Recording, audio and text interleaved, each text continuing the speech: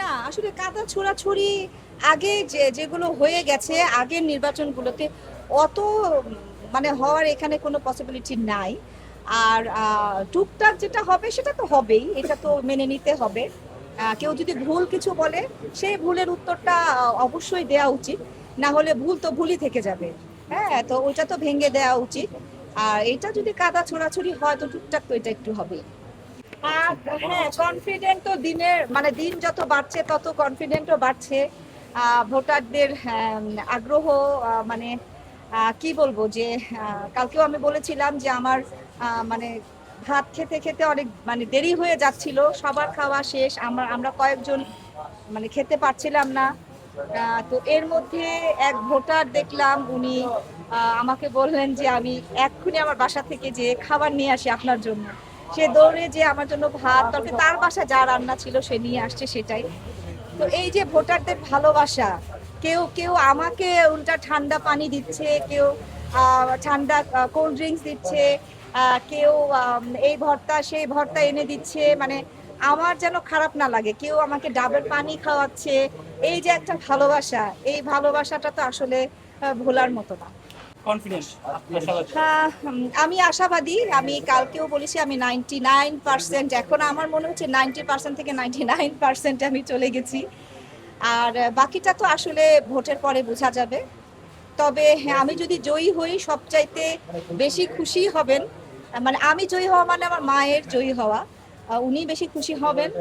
আর যদি জয়ী নাও হই, আল্লাহ না করুক, যদি জয়ী নাও হই, তারপরেও আমার মায়ের তো একটা মানে ভিতরে একটা শান্তির একটা ব্যাপার থাকবে যে না, আমার জন্য আমার মেয়েটা আসলে পারুক না পারুক তবুও তো সে কষ্টটা করেছে। না, তারকা আসলে তারকা বলতে প্রত্যেকটা শিল্পী কিন্তু তার নিজের মতো করে তারকা। হ্যাঁ, তো আমাদের শিবা শানু ভাই উনি অবশ্যই একজন তারকা। আর আমাদের আরমান মামা উনি অনেক সিনিয়র একজন ব্যক্তি, উনি অনেক বছর ধরে কাজ করে যাচ্ছেন আমাদের ফিল্মে। উনি কিন্তু একজন অভিনেতা, উনি কিন্তু অনেকগুলো সিনেমাতে অভিনয় করেছেন। আর তারপরে তো উনি প্রডিউসার, ডিরেক্টর, উনি সিনিয়র ফাইট ডিরেক্টর। তো ওনার মধ্যে তো অনেক গুণ। একটা নির্বাচনের জন্য আমি বলবো তারকাটা হওয়া মোটেও জরুরি না।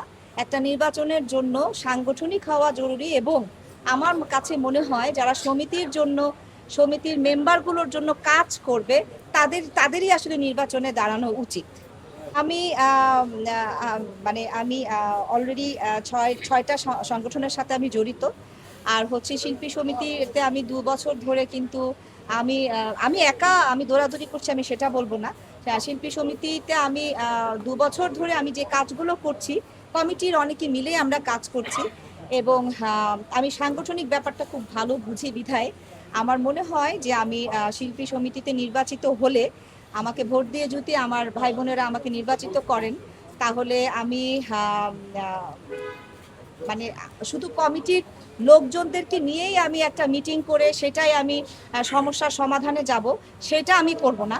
আমি যদি আসতে পারি, আমার কমিটির সবার সাথে আমি মিটিং করে দেন আমার যারা শিল্পীর সদস্যরা আছেন সবার সাথেও আমি একটা মিটিং করব সেই সমস্যাটা নিয়ে, তারপরে সেটা সমাধানে আমি যাব। আর কম এটা তো হ্যাঁ, না, এখন হচ্ছে কি অনুপস্থিতি আসলে কম না। আহ, সবাই এখন আসলে নাটক, কাজ, এটা সেটা নিয়ে ব্যস্ত থাকে। যারা সিনিয়র আর্টিস্ট আছেন তারা হয়তো ওই যে কালকে যেমন নতুন আন্টি আসবে, কালকে আমাদের এখানে অনেকেই আসবেন। তো আহ, দিন যত আগাচ্ছে আমাদের যারা মানে কমিটিতে যারা প্রার্থী আছেন আমাদের তো প্রতিদিনই আসতে হয়, আমরা কিছু মুখ প্রতিদিনই আসছি। আর আরো যারা আমাদের প্রার্থী আছেন তারাও আসবেন ইনশাল্লাহ। ঘন ঘন আসতে হবে, না আসলে তো আসলে এটা একটা সমস্যা, সবাইকে থাকতে হবে। আসলে এই যে মিথ্যা আশ্বাস দিয়ে আসাটা আসলে ঠিক না। মিথ্যা আশ্বাস দিয়ে ভোটারদের মানে ডিভাইড করাটা আমি মনে করি যে এটা একটা ধোঁকা। হ্যাঁ, তো আমি যদি আমার সদস্যদেরকে ভালোবাসি, তাহলে আমার ভোটারদেরকে যদি ভালোবাসি, আমি মিথ্যা আশ্বাস দিয়ে আমি কেন আসব? আমি যেটা পারবো আমি সেটাই করব, অথবা আমি কাজ করে দেখাবো। এবং আমি যেটা কাজ করব সেটা আমি একা নিশ্চয়ই করব না, আমার কমিটির লোকরা থাকবেন। এবং আবারও বলি যেই কাজে করি না কেন, যেই আমরা মানে নিয়ম বলি বা আমরা মানে একটা মিটিং করে সমাধানের জন্য যেটাই করব, আমাদের মিটিং এর পরে আমাদের প্রত্যেকটা সদস্যর সাথে আমরা বসবো এবং তাদের মতামত নিব, যেটা ঠিক হবে সেটাই আমরা করব। হ্যাঁ, বাপ্পা ভাইয়ের সাথে আমাদের সবসময় যোগাযোগ আছে। বাপ্পা ভাই আমাদের মানে কি বলবো, আমাদের অ্যাডভাইজার বলতে বলতে পারেন এবং আমরা যদি মানে আসতে পারি, ইনশাল্লাহ বাপ্পা ভাই আমাদের কমিটির অ্যাডভাইজার থাকবেন। এবং শুধু বাপ্পা ভাই না, বাপ্পা ভাইয়ের সাথে আরো 2-3 জনের নাম আপনারা তখন পাবেন। না না, বাপ্পা ভাই না থাকার কারণ তো হচ্ছে বহুবার বলা হয়েছে, আপনারাও জানেন যে ওনার পারিবারিক সমস্যার জন্য উনি সরে গেছেন, না হলে উনি সরতেন না। আর হ্যাঁ, আমাদের অনেক মানে কাজ করার আইডিয়া আছে, কি কি করব সেটাও আইডিয়া আছে। আমাদের প্যানেল পরিচিতির দিনে আমরা সমস্ত কিছু তুলে ধরবো। এখন আমরা আসলে বলতে চাচ্ছি না, আমরা প্যানেল পরিচিতির দিনে আমরা জানাবো যে আমরা কি কি করতে আগ্রহী এবং যেটাই করব। আবারও বলি, আমরা যদি আসি, শুধু আমাদের কমিটিকে আমরা যে গুরুত্ব দিব তা না, প্রত্যেকটা আমাদের সমিতির যারা সদস্য আছেন, প্রত্যেকটা সদস্যই আমাদের কাছে ইম্পর্টেন্ট। তাদের সাথে আলাপ আলোচনা করে আমাদের সবকিছু হবে, তাদের বাইরে আমরা কিছু করব না। আমরাও চাই না যে এগুলো হোক, আর সুষ্ঠু নির্বাচন হোক, সেটাই চাই। যদি সুষ্ঠু নির্বাচন না হয়, তারপরেও আমরা কোনো ঝামেলার মধ্যে যাব না। আর আমরা সবসময় সুষ্ঠু নির্বাচনের পক্ষে আছি, পক্ষে থাকবো। আর শেষ কথা বলবো যে আপনাদের সবার কাছে আমি এবং আমার প্যানেলের জন্য দোয়া চাচ্ছি, দোয়া প্রার্থী। আপনারা সবাই আমাদের পাশে থাকবেন।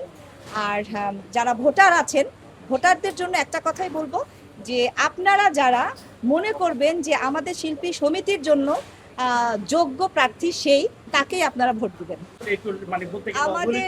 আমাদের যারা যা যা করণীয় তার মধ্যে কিন্তু আপনাদের নামটাও কিন্তু বাদ যায়নি, আপনাদের নামটাও কিন্তু সেই লিস্টে আছে।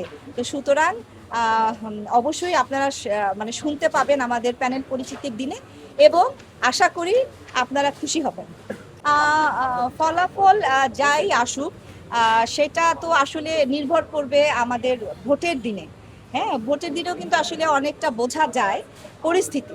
আমাদের চাইতে ভালো আপনারা মনে হয় বুঝতে পারেন, কিভাবে জানি না, তবে আপনারা বুঝতে পারেন এবং আমরাও বুঝতে পারবো। ফলাফল যেটাই হোক, সুষ্ঠু হোক, সেটাই চাবো। আর এই তো মানে তারাও যেন মেনে নেয়, আমরাও যেন মেনে নিতে পারি, এই চেষ্টাটাই করবো। Thank you.